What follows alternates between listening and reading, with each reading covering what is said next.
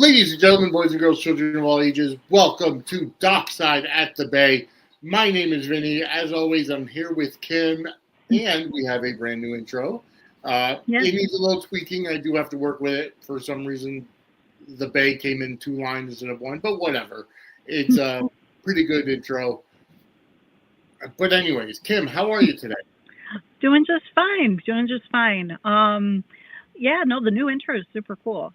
I like the drama and the little intensity, suspensefulness of it all. So, no, it's been kind of a crazy week at work. So it's so far, and it's only Tuesday. But still looking to. It's nice just being able, especially the episode that we're about to touch on. I mean, holy cow, it was perfect escape, something to just kind of sink your teeth into when you've had kind of a crazy day and you just want to escape into someone else's drama, because we had a lot of it.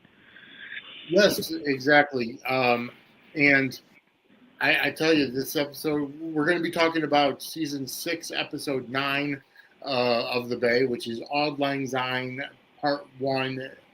It's all about New Year's Eve, which there was a time jump. We'll get into that in a little bit. But before we get there, I do want to let everybody know, as always, that this episode is powered by W Energy. For those of you that know that I get up early for work, and now Kim does too. And yes, so when we record at night, sometimes we need that little energy boost. Mm-hmm. And what I use is W Energy. A lot of great flavors. You can go to wdubby.gg. Use promo code Suds Media for 10% off your purchase. I also like the hydration drinks because sometimes the energy stuff is not good for me and I don't need it, but I do like the hydration because it does help to keep me hydrated, especially with one kidney. I can't afford to go dehydrated. So the hydration drink is great. Even if you do want the energy, it is clean, jitterless energy from the coffee fruit extract. But either way, you can go to wdubby.gg. Promo code Suds Media for 10% off your purchase. All right. So we are getting into, like I said, we're at season 6, episode 9. There was a time jump. There was. Last we left off, Jack was almost on death's door from COVID. RJ was sick in the Black Lives Matter protests. Everybody was masking up and social distancing and all that, and now this episode, all that is seemingly over. Yep, they wanted to bring us out of 2020. Ring in the new year with these characters, and I can honestly say that as much as we've said all along, the past few episodes, this past season, very topical, very intense, very. In terms of everything that was covered and in terms of the storylines that they pursued. So to have it where we just got to kind of advance with these characters out of that era, at least a little bit, and just kind of show where they're at and just kind of embrace the drama again, but not drama that was so real, so raw, so fresh, so everything. It was honestly kind of nice. Yeah. I appreciated that it just kind of leapt into that space, and they did it really seamlessly too. I mean, all of a sudden it's New Year's, and it was one of those. It wasn't like the time jump on Days of Our Lives when they jump ahead like a solid just by flipping the hourglass or something, and when they advanced and time jumped there. It wasn't that extreme, but I personally thought it was a good choice, and I appreciated them making it. I can appreciate time jumps, especially for the Bay, because they only do half-hour episodes. They're not a typical soap opera where it's 5 days a week, 52 weeks a year. Yes. Where you're doing 200 and something episodes a year. They're doing 10 episodes a season, so I understand time jumps. However, with that said, I question it when it comes to certain things like, how did Jack recover from COVID? Like, we thought he was dead, and then now he's yucking it up with Lex at the New Year's bash or the wedding. They did show him starting to right around. I do remember because that montage was just especially haunting, and it kind of stuck in my brain. But I do remember when they showed Matthew getting worse, they showed Yes. Jack like opening his eyes. So it was implied that like at least he wasn't, completely. But yeah, I mean, for him to all of a sudden be, and we touched on this earlier, but in the scene where they show Jack for the first time, post Yeah. COVID, and he's out in the garden on the Garrett estate, and he's there with Sophia, obviously, and also with Lex. Tristan Lex. Yeah. Yes, Tristan Rogers. It did take me out of the scene just for a moment, knowing that those three actors are no longer with us. Yeah. And they were talking just about COVID, and they were talking about just life. It was, you get a chill that runs through you when you see something like that, just because those are three powerhouses in daytime. Just standing there talking about that and knowing they're no longer with us was just a bit, that was poignant and just made me a little sad. The other thing that we saw was,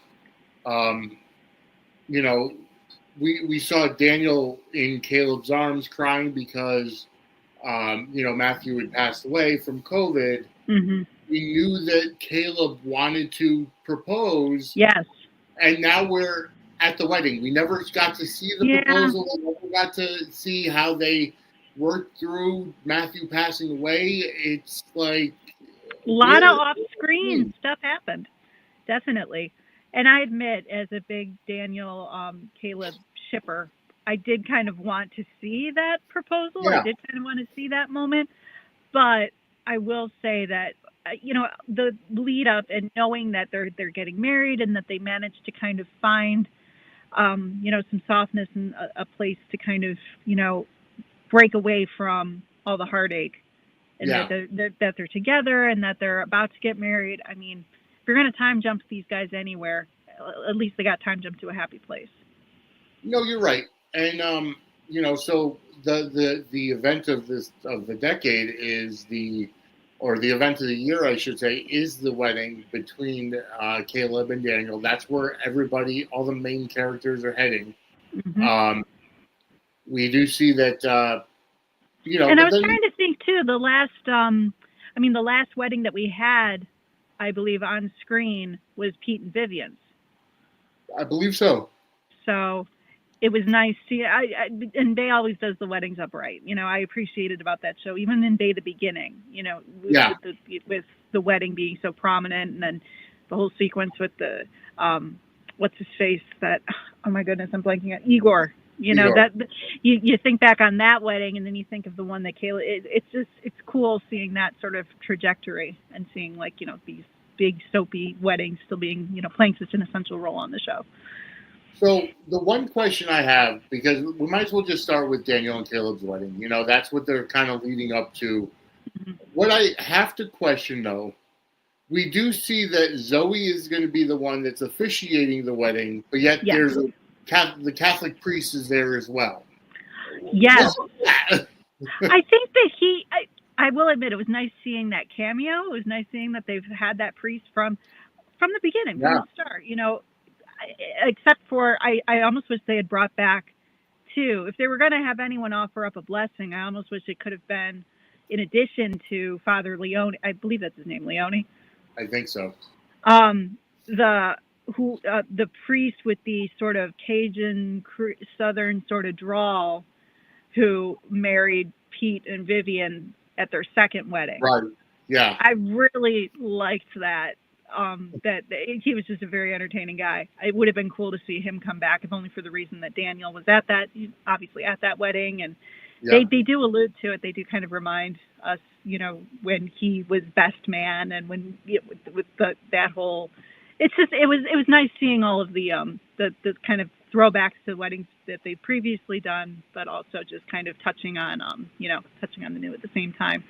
So they brought him in just for a blessing, I suppose, but it was still nice to see him, after all this time, especially knowing too how I still can't get out of my head this really powerful moments when Daniel was first coming out and embracing his sexuality and embracing the fact that he was gay, with the help of, the priest, and having that conversation, and just kind of, so them kind of drawing that back into the fold as well, I thought was really, really cool.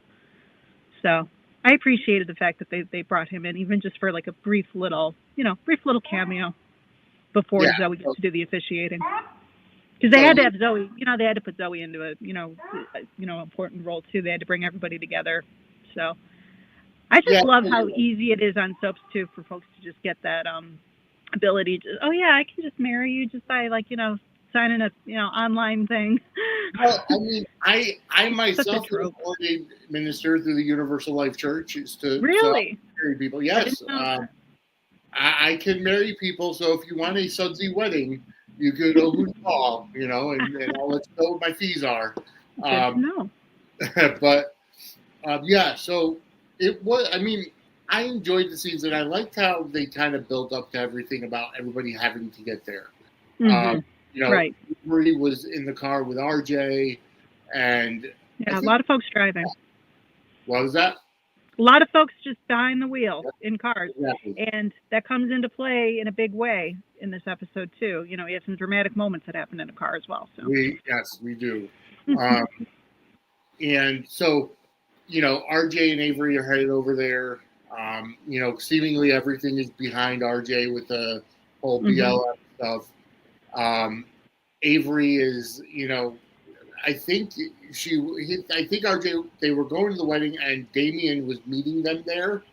Yeah, that was the general sort of discussion that he was on his way, but and they also kind of imply too that they wanted the ceremony to just be small, keep it simple, so then that way they have a reason for certain it not being a huge big crowd maybe. Correct.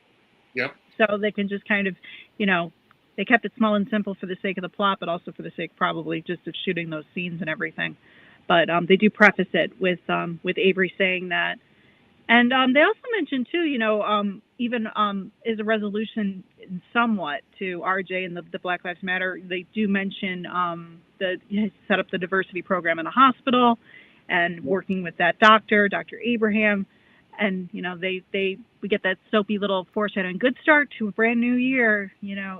Oh, yeah. Oh, we know. Okay, you guys are saying good start. That means we're off to a bad start. That means we're off to some drama. Exactly. So we do, we do see Evan come in. He's all dejected. New Year's Eve. Sad puppy. Just in full on sad puppy mode. That's what I put in my notes. Very, very. Because Damien's on his way out the door. Evan comes in, kind of plops on the couch, just starts scrolling his phone. Yeah. And they have a nice brotherly conversation. We know they're not the closest of brothers, but we also know that Evan obviously just broke up with Tamara because of her ninja tam skills, and finding out that she's the one that broke into the safe. Again, and they're no longer sheltering in place together. He has kicked her out and has that house all to himself, and he just seems very. He's catching up on the news. That's what he tells Damien, that's his big plan for New Year's. And Damien calls him out for being lame. It's, they, even though they're not the closest of brothers, they do have a good brotherly chemistry, I noticed, those two actors. They do. They really do. Yeah, they do. Although I will say that Damien's starting to look a little bit like Mark Wahlberg or Donnie Wahlberg. I can see that. Now that you mention it. It wasn't something I picked up on, but no. Now that you mention that, yes, that tracks. Yeah. So next time we see him on the bay, he should be serving up Wahlburgers. No, they're not a sponsor, people, so I'm not going to enact. But either way, I enjoyed their kind of little banter, and I liked how Damien kind of went out there and said, "Get up, we're taking a shot." And then we're doing the toast. I loved the wording for the toast. I mean, I wrote it out just, they deserve to. Here's to the past, it's dead and gone. The present, we're alive and kicking. Future, they haven't fucked up yet. It was a good little toast. It could have been kind of a cheesy moment, but it wasn't.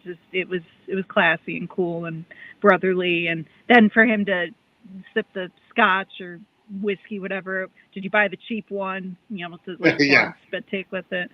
No, it's just a really nice little scene there. I appreciated it. Agreed. Absolutely. All right. It does send Damien on his way, after, with Evan. we get that little detail. He's on his way to the wedding too, and everyone's there. Everyone's like trying to show up, and we have Pete and Vivian too, who are obviously trying to get there, and their plans get a little bit derailed. Oh yeah, we will definitely get to Pete and Vivian in just a minute. But before we do, just a quick word on how you can get some of the awesome Suds Media merchandise. Like Kim has her coffee mug right there. This is how you get it. As soon as you mention it, it goes off camera. There it goes. Yeah, right. There you go.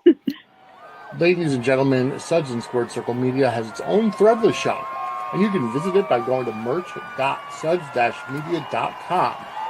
On our shop, you will find shirts with our new logo for Suds News, as well as the NWO takeoff for the Suds World Order merch in 3 different color logos.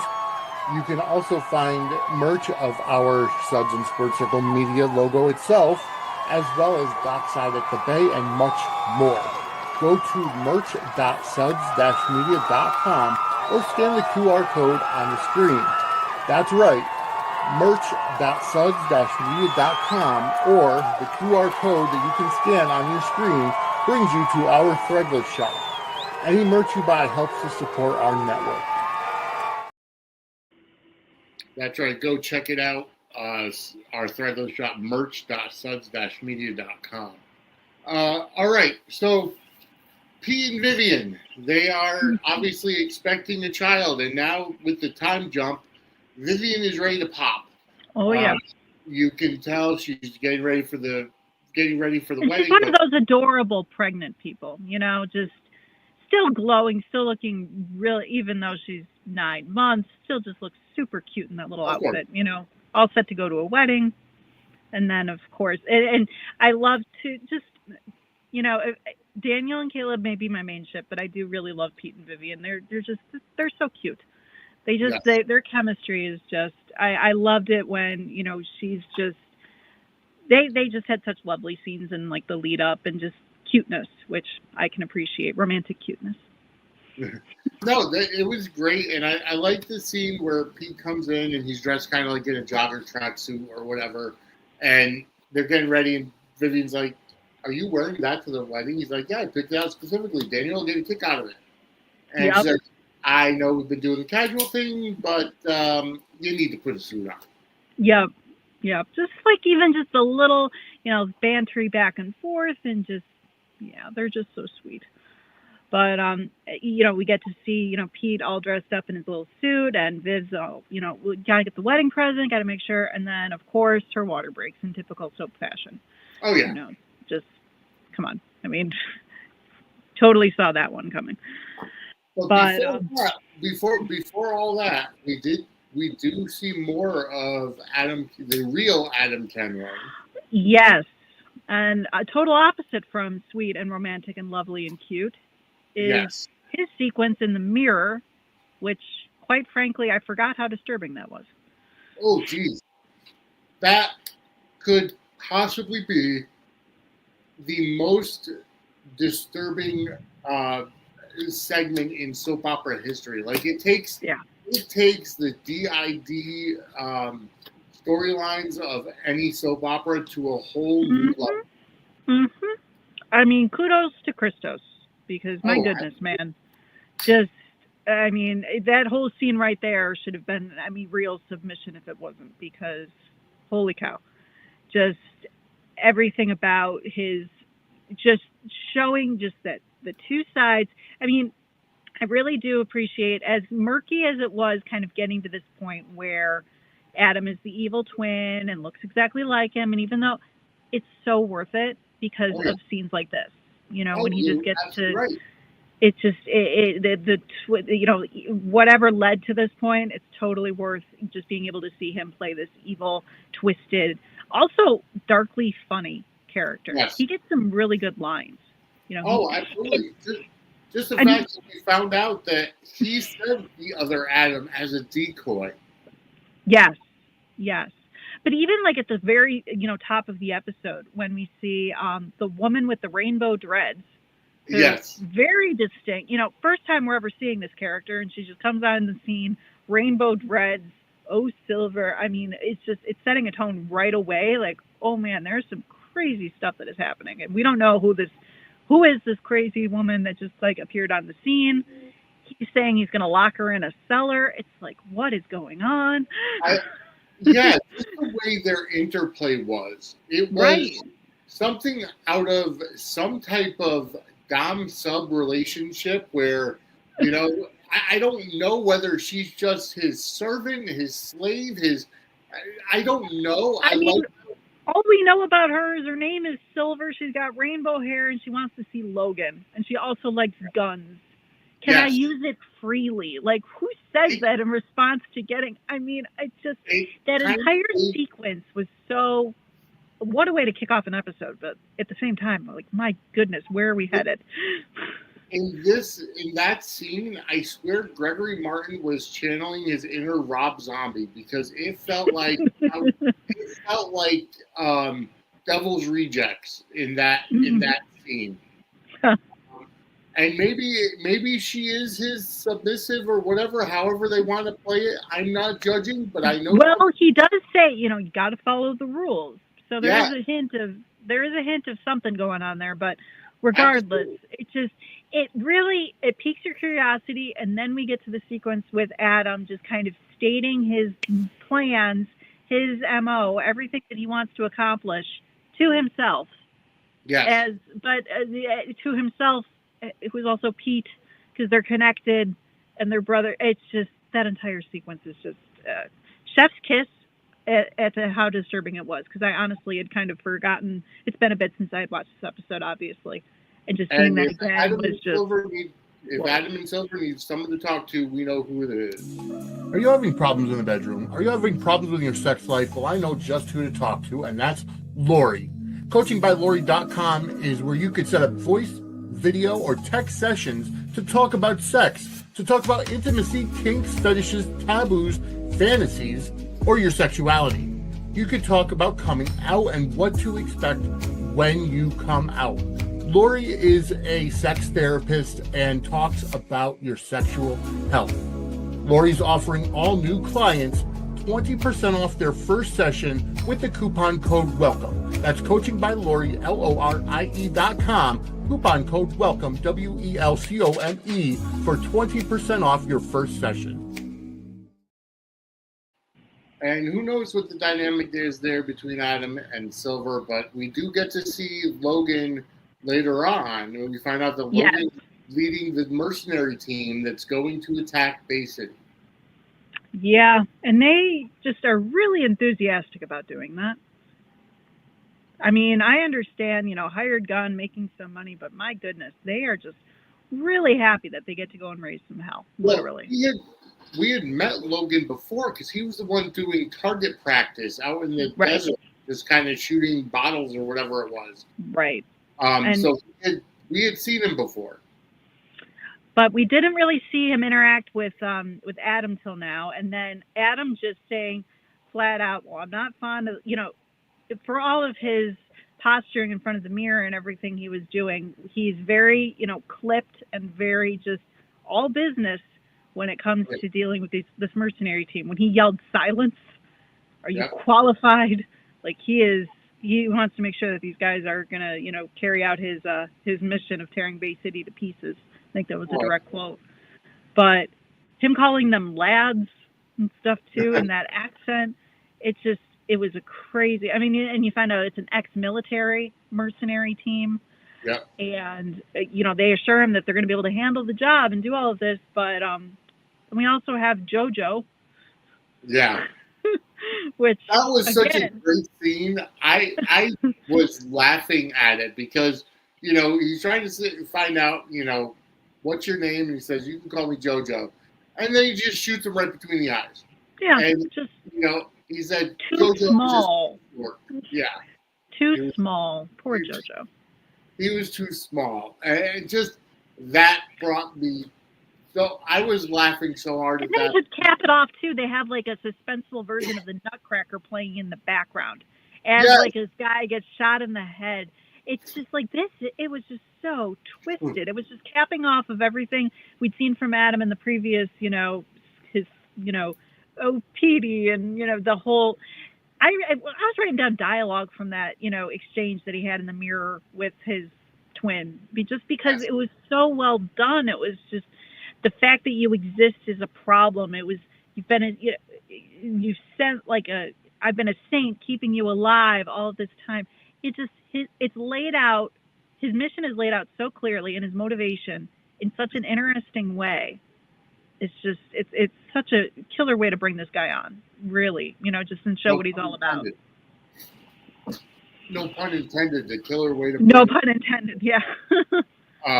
But just so the way it looked like it really looked like it was an invasion, and it was awesome the way it was. Like I said, I feel like this Adam character. I give not only props to Christos for being able to pull that darkness up, but also for Gregory for coming out and writing these scenes, because it's completely different from anything we've seen, not only on any soap, but even on this soap. Yeah. It's a definite departure. Yeah, it is. So I'm excited. Like, I love scenes. Those they were straight out of like a XXX movie, or not porn, but the Vin Diesel movies. The XXX franchise, or Fast and the Furious, or or even I was getting vibes like the Joker. Just with that deranged sort of just, I'm just gonna blow up everything and cause havoc and cause a scene, and just it was so. And just the way it ramped up to such an intensity in such a short amount of time, because we haven't had this character on canvas that long. Right. And just to have it, I mean, we've had him in other ways, in other forms. We've had, previous Adam, decoy Adam. And we did get a slight explanation, too. Like, I sent a little decoy. Yeah. So we did get a slight explanation for the whole, Adam buildup with the previous guy, and why it but even like some of the line deliveries too, when he's like, "Are you daft?" But like, I'm your bloody fucking twin. Everything that he's saying, it's because it's also like kind of what we've been thinking. It's like, this is like your twin brother who's been out there all this time walking around with your face, and nobody was the wiser. And it's almost expressing kind of what we're thinking in that, but it's just so well done. And when his line too, "Brother, are you asking me to do the favor of killing you?" Yeah.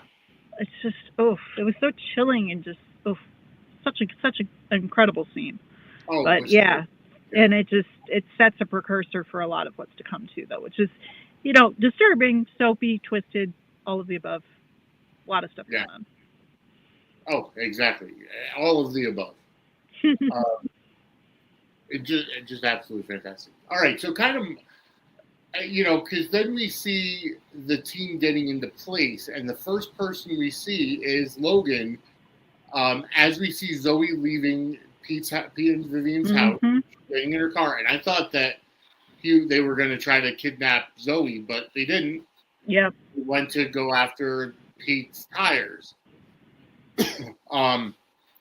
And then we see that come into play because, as we mentioned before, Vivian's water breaks. He's like, "Okay, we're heading to the hospital." On the way there, the tires popped because they were slashed. And I don't know much about cars, but for Pete to say, "I'm just going to keep pedaling and throttling the car. I'm just going to keep," I'm like, I'm not sure that's the best course of action. Don't you have AAA? Well, yeah, exactly. Especially well, I mean, think about it. For him, money's no object. He could just toss the car after, going to the hospital. He could buy a whole brand new car. True. So, True. I mean, that's money. When people are like that, money is no object. And no, that's a good point. And he just wanted to get her to the hospital because think about it. Yeah. If you call AAA, that's 3 when hours. he reaches back and is trying to hold her hand, and they're looking at each other through the rear view mirror, it's such a contrast with the, what they see when they look out the front of the car.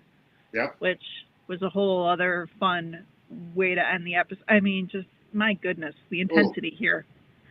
The guy running, like the way that was timed, that he knew exactly where Pete was going, like to be coincidental. Like they were supposed to go to a wedding, not the hospital. Like, was it in the same direction? Like, I mean, unless there was a tracker of some type on the car where he knew they were going to be, I don't know how the hell that Adam planned that. Because he is kind of on like a deserted stretch of road too. It's not as if Yeah. they're on. Yeah, it was a little, but I mean, just to have that scene and that sequence where you just see him running up there in the skull mask and then the swerve to avoid. I mean, of course we've seen like 100 times on soaps, you know, the big crazy car accident, car crash sequence, and some, you know, someone's trying to run someone off the road, what have you. But you rarely see them running at you with a skull mask on, just like looking like something out of a Halloween movie. Well, yeah, of course. I mean, obviously that was to conceal his face. You know, I don't think he wanted Pete to know that was him. Obviously, but just it added such a level of creepiness to it. Oh, It's like it's Christmas time, but it felt like, you know, something out of like, you Halloween. know, Halloween.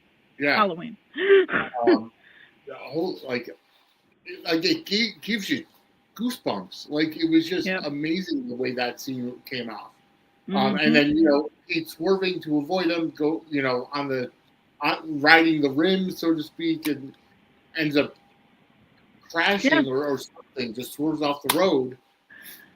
But, you know, it's like we have like this action-y sort of intensity happening with the mercenaries and with the obviously the sequence we just mentioned. But we also have that intensity happening at the other, it's just a simple New Year's Eve gathering, too. Yeah. We had a lot of, you know, just in terms of characters and what, you know, things being explored and touched on, which just, that's what I just appreciated that so much with this episode, because it brought like the dramatic, crazy, out of left field action-y sort of twists and stuff. But then you also have just this layered sort of dialogue where truths come out at a house party. And it's just like, it's happening in the same episode that was only, you know, handful over 30 minutes. I can't remember the exact time, but it's just like for, you know, leading up to, you know, finale, it's just totally, you'd feel like it was a finale almost. And then, but you know, there's more to come, and it's just incredible. All right. So moving on to something a little bit more lighthearted. There was a New Year's Eve party for Romantica going on, and, you know, Liana's hosting it, and all the, you know, people are there. We see Tamara there. We see Riley there. And I'm sorry, Riley, I think once Daniel became more serious, Riley has become that kind of comic relief. She has definitely taken on, and maybe this is just because I was a huge fan of the Wicked movie, but she reminded me so much of like a Glinda character. Just trying to be all bubbly and cute, and the adorable blonde just being like cute and trying to just make everybody feel okay. So she was Glinda in that entire scene to me. And I just kept on like noting that, because just her attitude and the way she was just trying to smooth everything over, knowing that there is some tension in that house, given who is in attendance at this party. When we see, you know, Nick show up with Patty. It just kind of adds this whole additional sort of layer to things. And you already kind of had an intense sort. I mean, you've got, you know, Liana's just trying to deal with everything, and, you know, Nardo being the amazing supportive grandpa, abuelo, everything, and trying to wrestle with that. And then all of a sudden they're just trying to have this bring in the new year, and then this happens, and it's just all like, oof. Liana cannot catch a break ever. That's just the story of even at New Year's. For those of you that know Brittany Underwood from One Life to Live as Langston, she really knocks it out of the park in this role of Riley, because, you know, I mean, according to her Wikipedia page, I assume that this is the last season that she's going to be in the show. Just saying, because it says that she ended her run in 2020. So, but I don't know for sure. I'm just looking at her Wikipedia page. But just the way that she's like ultimate optimist, like, let's just all get along. Let's open up. But it doesn't come off as fake either. It comes off as just very sincere, very genuine. She just really does want everybody to just get along, and she wants people to just. It's so sweet and cute and just so Glinda coded. I couldn't get over it. You know, and I just love how she's just trying to keep everybody together. I like the realization from, when Liana realizes that Nick was really the chase. And, Yep. Patty was the one that told Colton about her being off her meds. And that her testimony could have sent her to prison, and just there's so many layers there that you are almost you kind of forgot about until it's thrown back in your face, and then you're just like, oh yeah, wow, that are woman you did do a lot. are you buying the idea that Patty said it in order to help Liana say, you know, it's because you were off your meds that it wasn't actually you weren't in your right mind?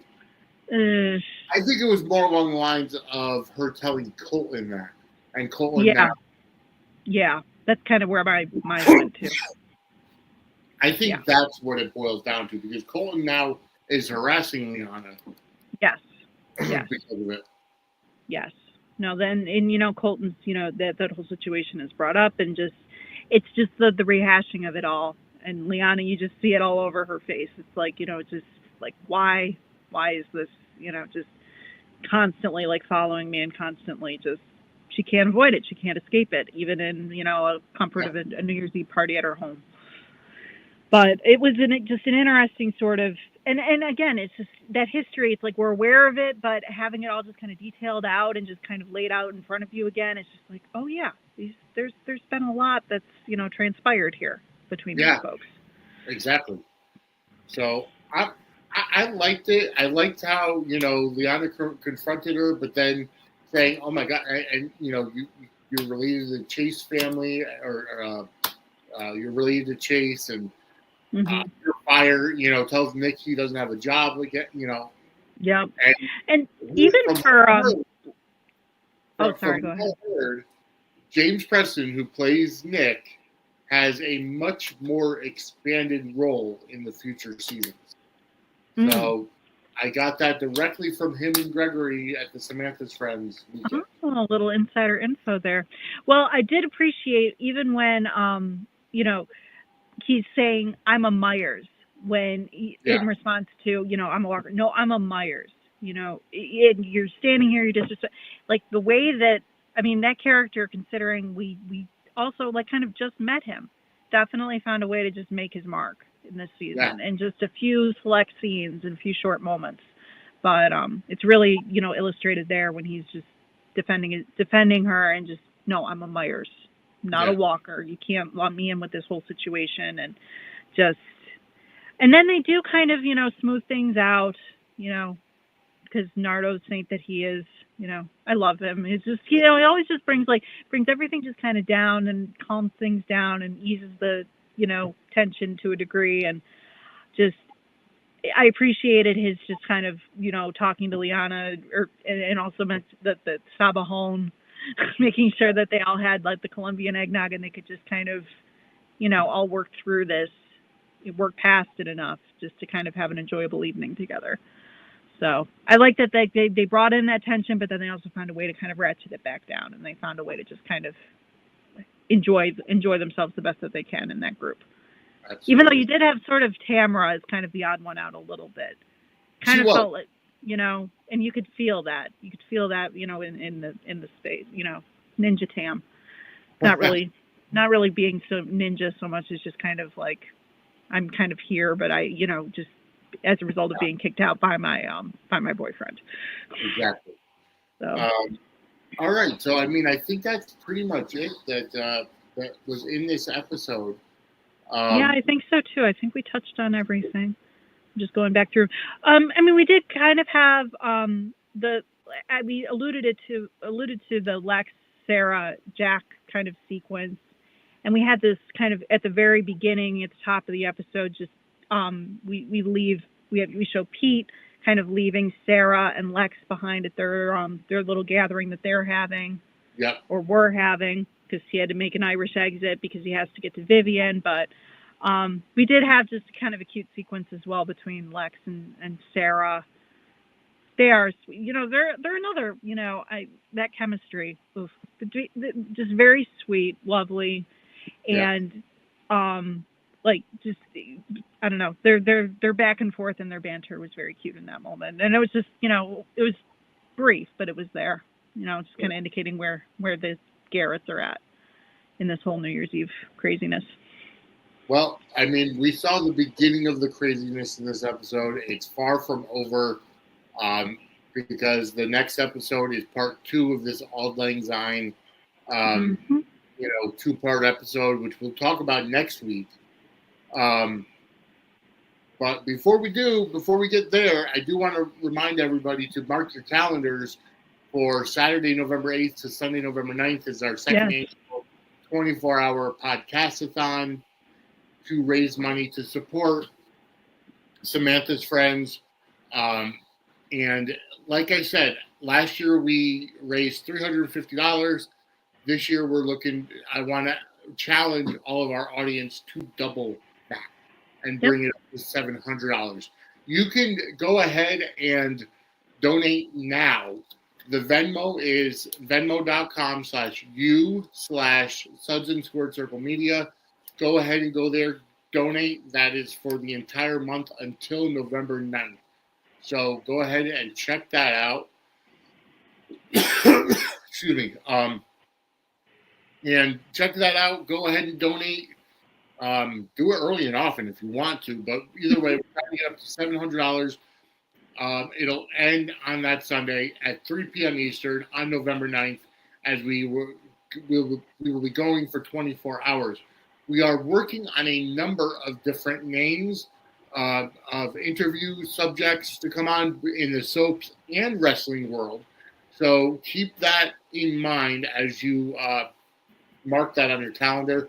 We're going to be going from 3 p.m. Eastern on Saturday, November 8th until 3 p.m. Eastern, Sunday, November 9th. Already confirmed is Matt and possibly Kat, but definitely Matt from the 10th floor. James Law Jr. will be coming on as well. They'll be doing our night shift from the West Coast. When it's, in the middle of the night here on the East Coast, they'll be taking some time in the West Coast.